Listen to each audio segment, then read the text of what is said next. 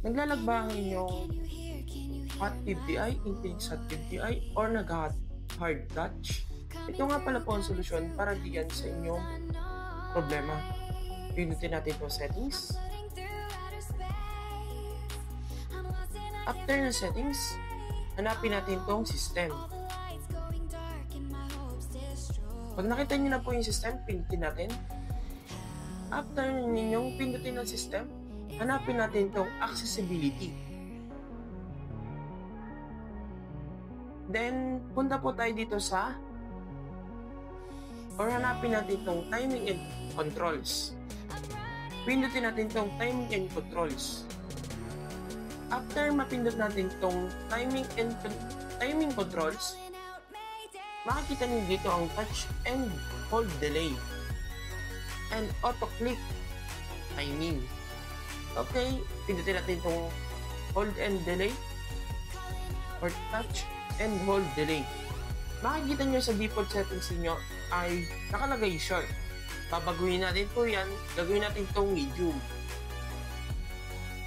Then, click OK.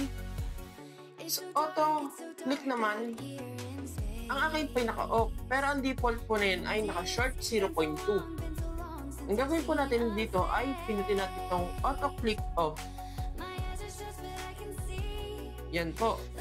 Then, dadako na po tayo sa step 2. Punta ulit po tayo sa settings. Then, makikita nyo dito po yung my phone. Click po natin ito yung my phone sa taas. After maklik natin itong my phone, hanapin po natin dito sa baba ang version info. Then, click natin itong version info.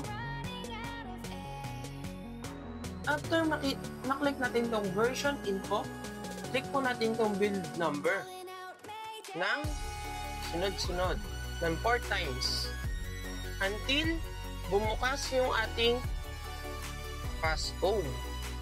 Nakalagay po dito, you are a developer now. After matapos yung process na yon, hanapin po natin dito yung system.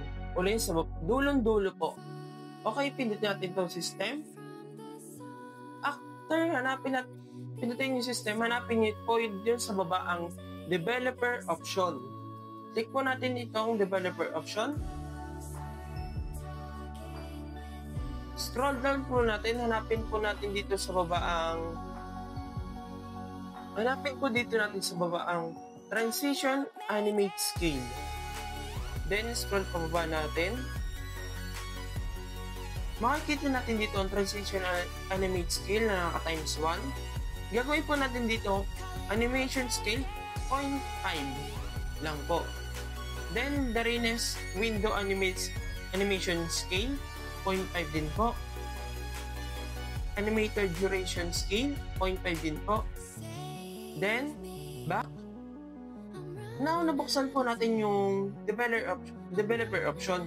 Meron pong chances na hindi mag-work yung Gcash ninyo at yung ibang apps na nasakop ng nabawalan developer option. Ngunit after 2 days, magiging smooth na po, pwede na natin itong i-turn off. Ayun lang po ang ating tutorial ngayon. Sana working po ito sa inyo. Marami po salamat. Thank you po.